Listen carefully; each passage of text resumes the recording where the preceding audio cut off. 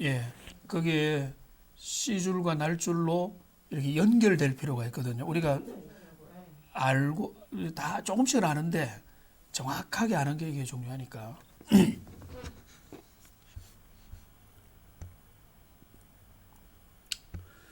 네, 강의 시작하도록 하겠습니다.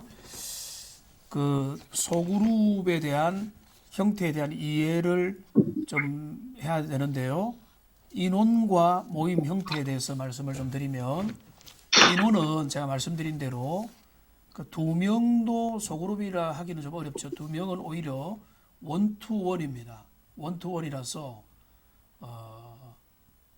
거기서도 의미 있는 만남들이 일어나죠. 상담도 되고 비밀적인 이야기도 할 수 있고, 그러나 그 두 명은 엄청 친밀해질 수 있기 때문에, 예를 들어서 남녀 두 명의 깊은 만남이다. 그거는 위험한 거죠. 그러니까 뭐 부부는 가능하겠죠. 그래서 그 이제 보통은 소그룹에 하면은 3명에서 12, 예수님이 12명이니까 우리는 12명 넘어가면 안 됩니다. 근데 한 명 더 줄여야 되죠. 예수님도 실패라고 하기는 그렇지만은 가룟 유다가 탄생했잖아요. 그러니까 보통은 12명으로 보는데 경험상 10명 넘어가면 소그룹 분위기를 유지하는 게 어렵습니다. 제가 볼 때는 우리 이제 그 여러분들 중에서 주일학교 부장도 계실 수 있고 반을 만들거나 청년들이나 또 다른 데서 모임을 형성할 때 제가 볼 때는 5명에서 한 7명이 최상의 소그룹입니다. 그러면 그 5명에서 7명 정도가 모이면, 자, 인도자 포함해서 서로 돌아가면서 그 1시간 정도 모임에 1인당 4-5번씩 이상은 다 이야기를 동참할 수가 있거든요.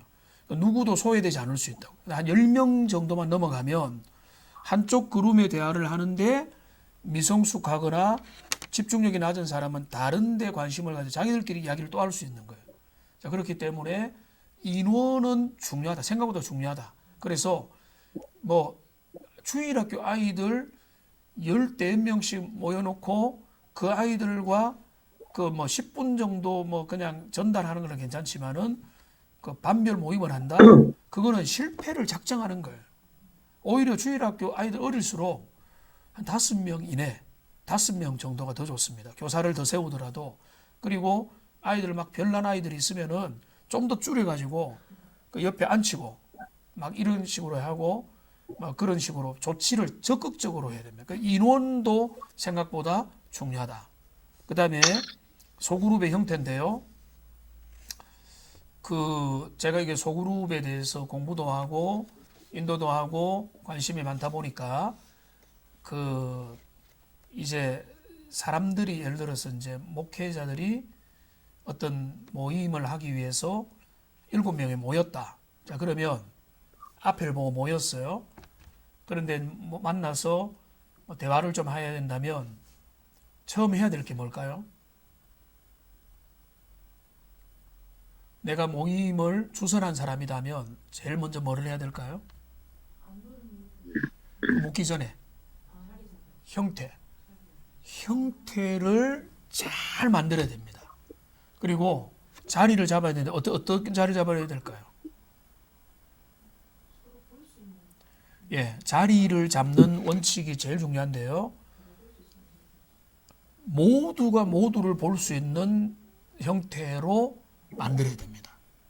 근데 거기에 처음에 넘어가면 안 돼요. 자, 우리 시간 없으니까 우리가 지금 뭐 다 아는 사이니까 이러면서 앞만 보게 만든다거나 형태가 잘못됐는데 계속하면 집중력이 엄청 흐트러져요. 시간이 가더라도 아니면은 그 모임을 준비하는 사람은 그 형태가 될 수 있도록 장소를 바꾸든지 의자를 가져오든지 대변형을 하든지 그 형태를 만들어내야 돼요.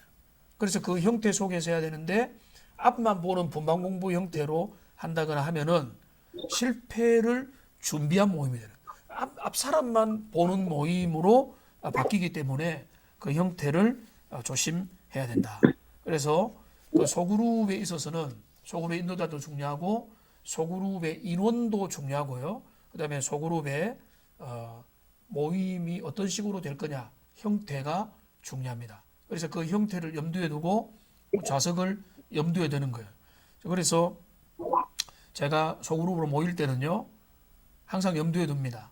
그래서 전체의 중심이 될 만한 자리 일부러 안 씁니다. 제가 교만해서 그런 게 아니라 너무 구석에 앉아버리면 전체 진행자가 안 될 수가 없기 때문에 진행을 할 사람은 과감하게 전체 중에도 좀 더 전체를 더 잘 보이는 자리에 자기를 앉아야 돼요.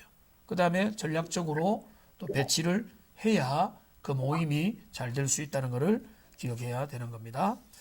그 다음에 다섯 번째로 어떤 소그룹이 좋은 소그룹인가. 자, 요거를 조금만 살펴봅시다. 자, 소그룹을 하기 위해서는 자, 말씀 중심, 그 다음에 친교, 교제 중심, 그 다음에 사역 중심.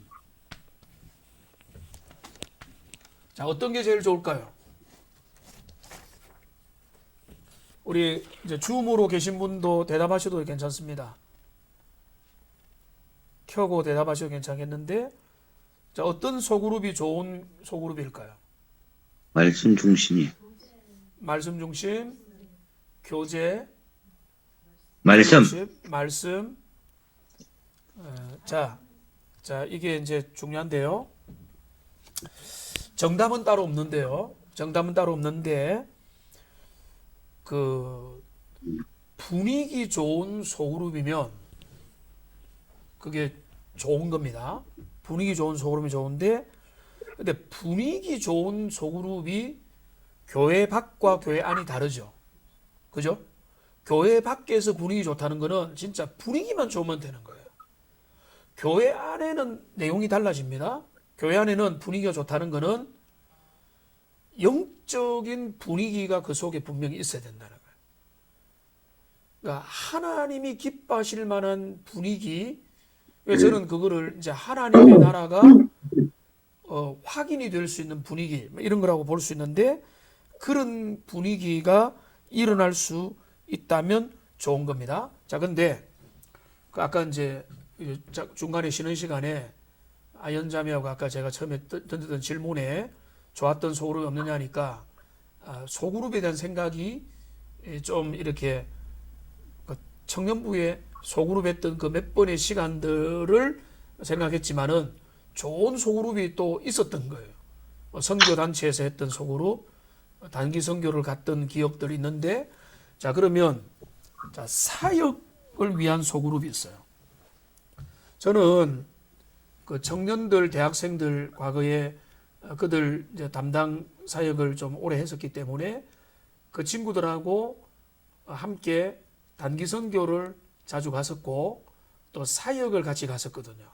자, 그러면 단기 선교다, 사역이다, 어떤 정해진 목표를 위해서 필리핀에 가고 태국에 가고 국내 어디 농어촌에 가고 하는 그런 거를 위해서 팀을 꾸리고, 그 다음에 그 팀이 그 사역을 위해서 준비하고, 공연을 준비하고, 드라마 준비하고, 또 누가 반별 모임 준비하고, 간식 준비하고, 레크레이션 준비하고, 이렇게 서로 짜고 준비하면서 그 다음에 현장에서 보내는 시간이 청년들 표현으로 하면 꿈 같은 시간이거든요.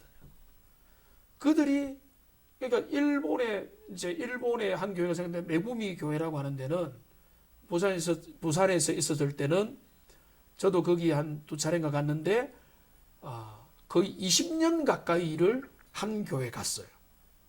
그러니까 선배들이 가고 후배들이 또 가고 또 가고 갔던 분들이 또 팀장이 되고 하는 사역 소그룹이 일어날 수 있다면 엄청난 강력한 겁니다. 근데 이거는 사역 목표 미션에 따라서 하기 때문에 여기 이 사역을 잘 만들어서 그 사역을 통해서 소그룹을 한다. 엄청 좋죠. 우리가 코로나 막히기 전에 인도네시아의 파송 선교사님이 계셔가지고 어른들 한번 사역 소그룹으로 한번 갔고요. 중고등부 한번 갔습니다. 근데 참 우리 중고등부가 지금 우리 교회 역사 가운데 해외 단기 선교로 간 게 처음이었어요. 그 정도로 익숙하지가 않은 거죠. 근데 이런 것들이 그들이 하나님 앞에서 역량을 준비하는데 아주 도움이 될 수 있다는 거죠. 우리 청년들이 한번 가려고 했는데 지금 이제 코로나 때문에 지연되고 있는 거죠. 이게 사역 소그룹이고, 이거는 우선 별개로 하고, 말씀이냐 교제냐. 자, 그런데 여기에서 많은 사람이, 여기도 많은 분들이 말씀 중심을 이야기했는데요. 자, 근데 말씀이냐 교제냐, 이거는요, 우리가 교통 정리를 해야 됩니다. 어떻게 교통 정리를 해야 되는가 하면은 말씀이 중심된 교제가 돼야 돼요. 다시 말씀드립니다. 소그룹의 핵심은 성경 공부가 아니에요. 성경 공부는 오히려 인도자 앞에 와가지고 받아쓰고 느끼고 각자 수준만큼 깨닫고 각자 배우고 가면 되는 거예요. 그게 성경 공부입니다. 소그룹의 역동성이라는 것은 성경 말씀 진리는 반드시 들어가야 돼요. 그게 핵심입니다만, 진리를 소그룹에 걸맞게 함께 교제로 나누는 거예요. 근데 이게 제일 중요합니다. 그러니까 소그룹의 좋은 경험이란 뭔가 하면, 말씀, 오늘 왔으니까, 자, 시간 없으니까 말씀 가지고, 자, 바로 본문 봅시다. 본문에서 답을 찾아갑시다. 물론 목회자들, 말씀을 정말로 배우기 원하는 사람들이 그런 목적을 위해서 성경 공부를 할 수는 있어요. 근데 소그룹에서 함께 교제를 한다고 할 때는 그거는 이 교제를 오해를 해서는 안 되는 겁니다. 그래서 오해를 하지 말아야 되고, 그 말씀을 중심으로 모든 모임의 전체 시간을 통해서 참된 교제가, 영적인 교제가, 사귐이 일어나요. 그게 제일 좋은 교제의 소그룹의 모습이다. 이거를 많은 분들이 오해를 해요. 그래서 교제에 대한 오해를 많이 가지고 있습니다. 그러니까 교제에 대해서 이제 오해를 어떻게 하는가 하면,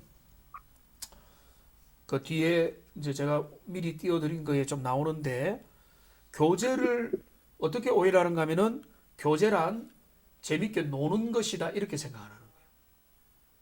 우리의 생각, 그 단어에 대한 생각이 교제를 영어로 말하면 펠로우십이거든요.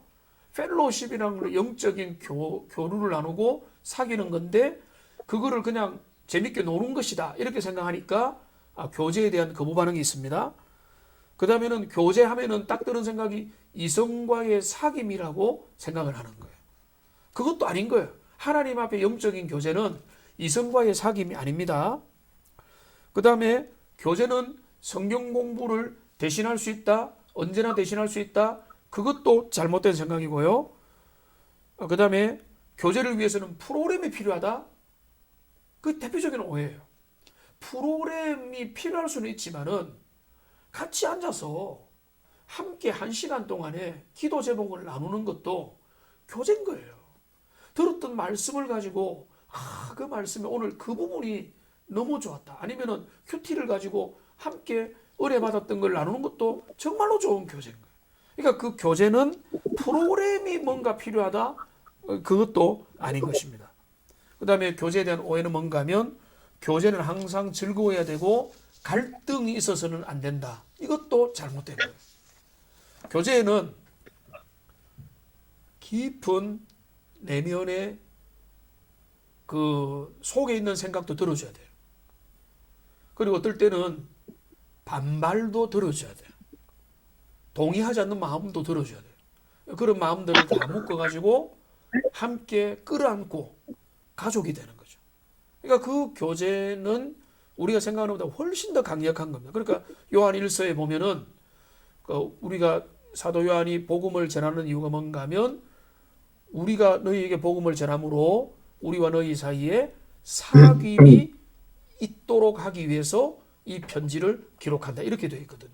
그러니까 그게 뭔가 하면 진짜 참다운 교제가 일어나는 게 소그룹의 중요한 목적이 되는 것이다.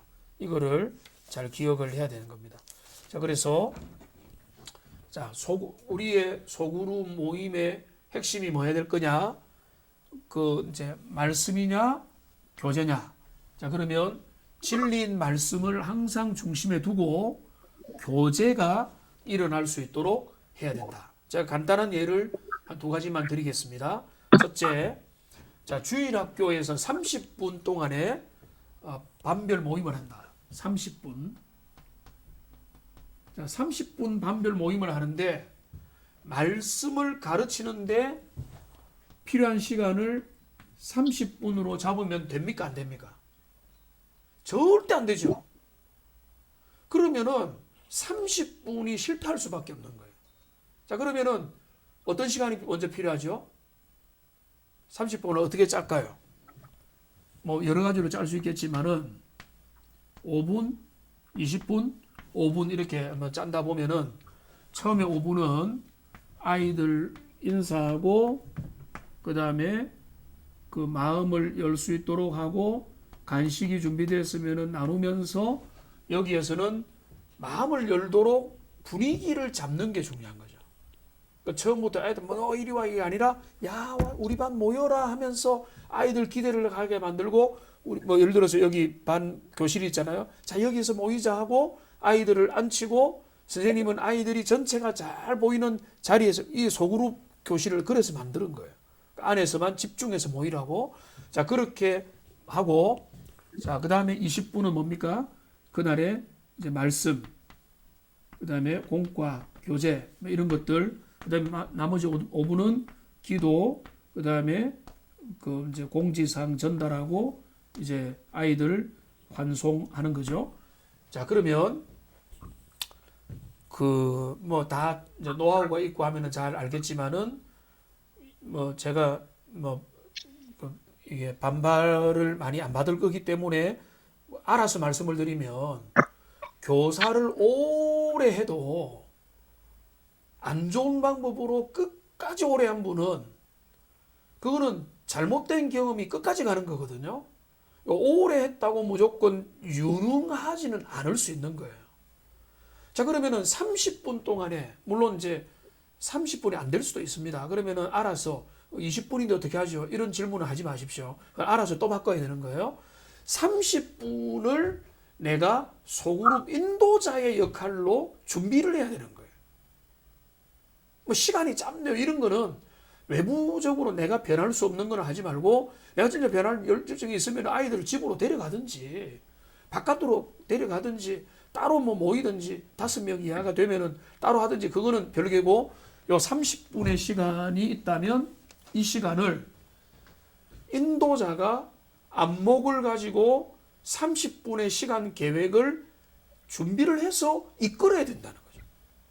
그런 것도 없이 그냥 뭐 와가지고 해봐라 뭐 시간이 다 지나가 이런 식으로 되면 안 된다는 거예요.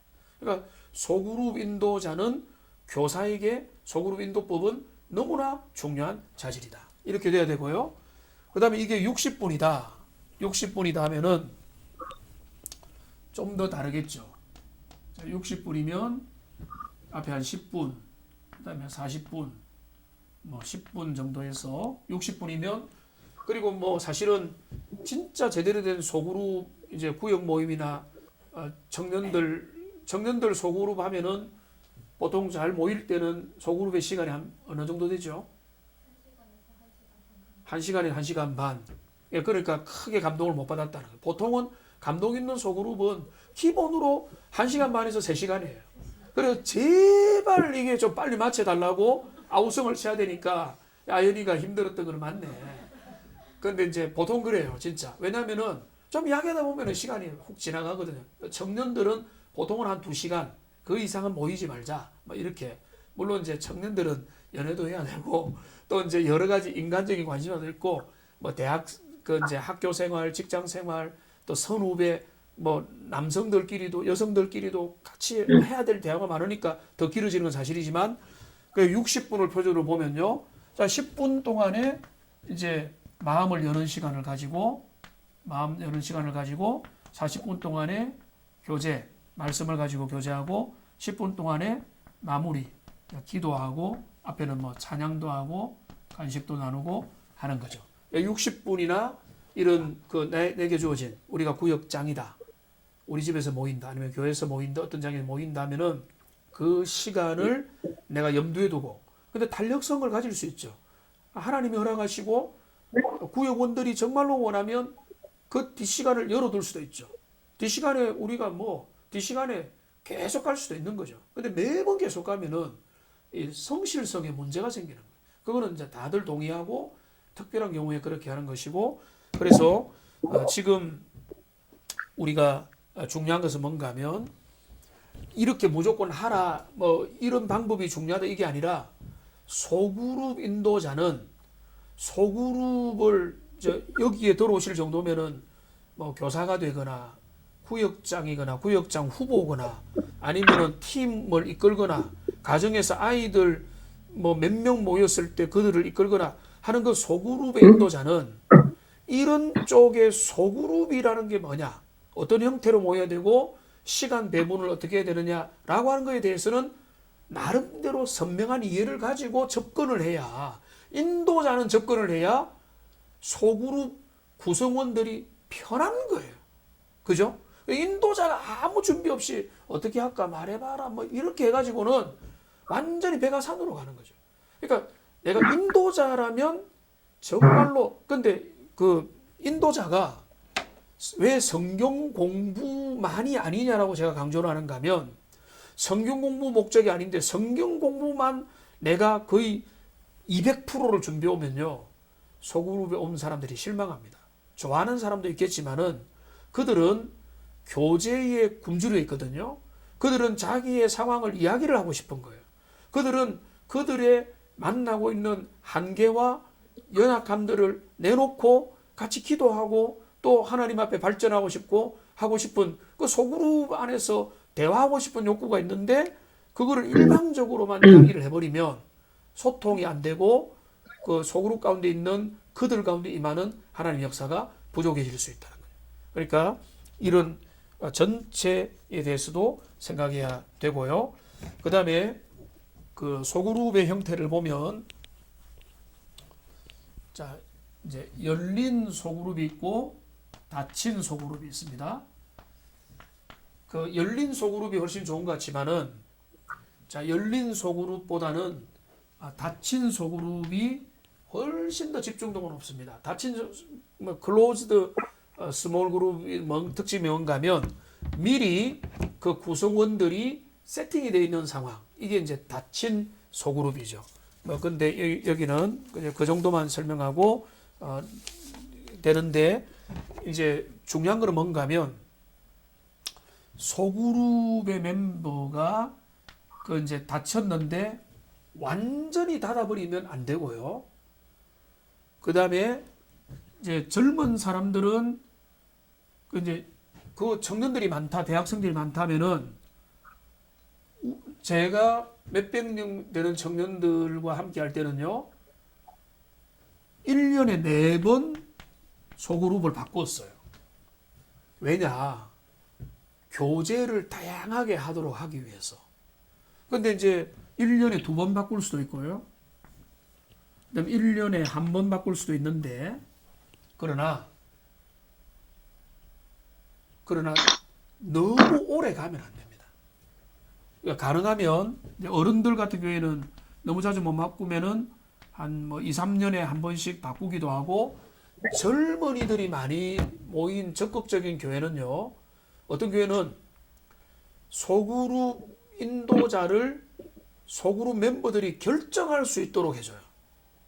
엄청 자신감 있게 그들이 선택하여 소그룹을 만들도록 또 해주는데, 그거는 너무 적극적인 방법이고, 그러나 소그룹을 주기를, 닫힌 소그룹이라고 할지라도 소그룹의 주기를 너무 자주 바꾸어도 안 되고 너무 오랫동안 가져가도 안 되고 적정한 틈을 줘야 되는 것이다. 자, 마지막 하나만 하고요, 오늘 시간이 좀 지나서 이제 5분 안에 정리를 하겠습니다.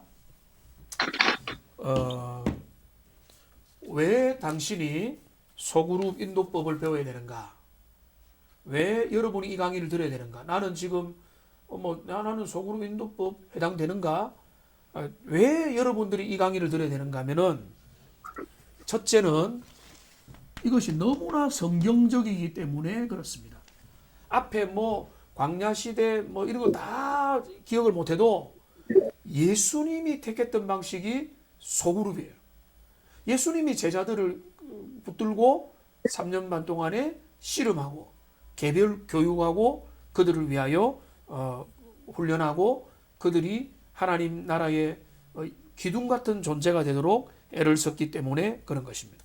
그 다음에 두 번째로는요, 여러분들이 준비되는 만큼 쓰임받기 때문에 그렇습니다. 그러니까 소그룹 인도자가 소그룹에 대한 이해가 없고 소그룹의 인도법을 배우려고 하는 마음도 없이 그저 했던 대로 다른 사람이 하는 대로 해버리면 전혀 발전이 없는 거예요. 그런데 부족한 강의지만은 이 3번 정도 강의를 듣고 오늘 제가 책도 소개를 마칠 때 해드리겠습니다만은 여러분들이 개인적으로 연구하고 관심도 가지고 또 여러분의 교회 목사님으로부터 안내도 받고 그런 마음을 가지면 여러분의 대상이 되는 사람들이 무궁무진하게 발전될 수 있는 거예요. 여러분들이 소그룹의 비전을 가지면 준비된 만큼 더 아름답게 이끌 수 있다. 그 다음에 이제 세 번째 비슷한데요. 많은 곳에서 쓰인다. 자, 교사로, 부역장으로, 그 다음에 직장에서, 그 다음에 단체로, 다양한 모임에서 소그룹 인도법은 쓰임을 받을 수 있는 겁니다. 제가 소그룹 인도법에 대해서는 다음 주부터 그 다음 주까지 시간이 되는 대로 말씀을 드리겠습니다.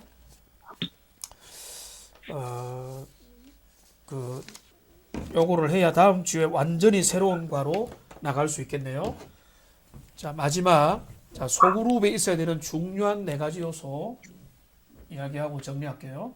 4가지 이제 양육, 경배와 기도,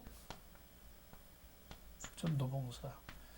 자, 이게 이제 공식적인 소그룹을 안내하는 책자들에서 제시하는 중요한 내용인데요. 소그룹이 건강하려면 이 4가지 요소가 있어야 돼요. 첫째는 뭔가 하면 공동체적 교제입니다. 우리는 이제 하나님 앞에 단독자로 나아가지만 교회로 만났기 때문에 의미 있는 영적인 교제가 공동체 가운데 일어날 수 있는 거. 그러니까 이 영적인 교제가 소그룹 안에서 일어나야 되는 거예요. 그러니까 서로 친하지도 않은데 말씀 진리만 하는 게 아니라 우리가 서로 마음을 열고 함께 한 길을 걸어가는 순례자의 마음을 함께 가지는 거. 영적인 교제가 1번이고요. 그 다음에 중요한 게 뭔가 하면 양육이 일어나야 되는 거예요. 양육이 뭔가 하면 여러분 아는 대로 하나님의 말씀, 진리를 전하는 겁니다. 근데 이 양육은 다양한 방식으로 일어날 수가 있습니다. 이거는 목회자와 교회 정책 입안자에게 필요한 걸 수도 있는데 사모님들도 계시기 때문에 양육은 뭔가 하면 성경 권별로도 가능하고 주제별로도 가능하고 책별로도 가능하고 다양한 방식으로 양육들이 일어날 수 있는 거죠.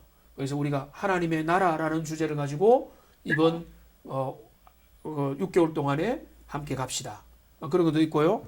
저희들은 요즘에 코로나 때문에 조금 가벼운 방식을 씁니다. 그게 어떤 건가 하면은 매일 성경 큐티 교재에 나와 있는 그걸 가지고 그 뒤에 있는 공동체 소그룹에 모임을 합니다. 모이는 구역이 그래 많지는 않지만 그래도 모이는 그분들은 열정이 되는 어떤 구역장님은 일주일에 5번을 모여요. 대단하잖아요. 일주일에 5번을 때로는 1대1까지 하면서 그 내용을 가지고 함께 모이는 겁니다. 양육, 그 다음에 경배와 기도. 이게 이제 소그룹 안에는 하나님을 높이고 또 주님 앞에서 서로 기도해주고 하는 그런 이런 요소도 들어가야 되고, 소그룹 안에는 전도와 봉사. 그러니까 너가 자라서 하나님 앞에 쓰임 받아야 된다. 이런 것들, 그리고 주님이 원하는 것은 하나님의 나라 일꾼 되는 것, 이런 것들도 심어주는 이런 과정이 필요하다는 거죠. 그래서 교제와 양육과 경배와 기도와 전도와 봉사, 이런 것들이 의미 있는 소그룹에는 무조건 어떤 때는 그 어떤 부분들이 더 강조될 때가 있죠. 기계적으로 분배하라는 게 아니라 이런 요소들이 계속해서 어울려서 잘 만들어져 가야 되는 것입니다. 예, 제가 첫 번째 강의라서 두서없이 말씀을 드렸는데요. 제가 요 교안을 그 강의하기 전에 낮에 몇 시간 전에 올려드렸거든요. 여러분들 필요하시면 보시고, 제 강의했던 내용에 조금 빠진 부분도 있을 겁니다. 참고하시고, 간단하게 책을 2개 소개시켜드리면, 요즘에 책을 잘 안 읽으시는데 요 책 빌 도나휴와 리스 로빈슨 공저인데요. 소그룹 중심의 교회를 세워라 라고 하는, 그러니까 소그룹을 가진 교회가 아니라 소그룹의 교회죠. 여기는 아주 실천적인 책입니다. 여러분 관심이 있으면은 얼마든지 읽으시면은 도움을 많이 받을 수 있고요. 그 다음에 사람들이 몰려오는 소그룹 인도법, 이것도 안에 그림도 있고 설명도 있고 아주 쉽게 잘 되어 있는, 그러니까 여러분들이 지금 현재 소그룹 인도자라면 이 책들을 읽으면 엄청나게 잘 준비가 되는 겁니다. 여러분 그 강의에 부족한 강의 경청해 주셔서 감사하고요. 다음 주에는 더 좋은 모습으로 여러분들 뵙도록 하겠습니다. 다음 주에는 소그룹 인도자가 준비돼야 될 부분에 대해서 주로 초점을 맞추고, 그거는 당연히 인도법과 연결이 될 겁니다. 여러분들 혹시 궁금한 거 있으면 또 준비를 해서 미리 카톡으로 보여주신다 하면은 제가 강의 속에 담아서 진행을 하도록 하겠습니다. 자, 기도하고요. 마치겠습니다. 살아계신 하나님, 참으로 복된 우리 모든 바이블 플러스의 우리 회원들을 위해서 축복합니다. 이들에게 참 베레아 사람과 같은 신사적이고 숙녀적인 마음을 주셔서 말씀의 그러한과 주의 말씀에 관심을 가지고 또 하나님 나라의 교회를 섬기고자 하는 열정으로 이 모든 시간들을 보내고 있습니다. 이들의 수고가 헛되지 말게 하시고 하나님의 은혜가 머무르게 하시며 또 좋은 소그룹 인도자들이 되어서 하나님 또 준비가 되어서 각자의 교회에서 지역교회에서 주님 앞에 쓰임받는 하나님의 백성들 다 되게 하여 주시옵소서. 또 다음 주 만날 때까지 인도하시고 모든 이 과정을 통해서 하나님 앞에 더 성장해가는 복된 모든 분들 다 되게 하여 주시옵소서. 예수님의 이름으로 기도합니다. 아멘.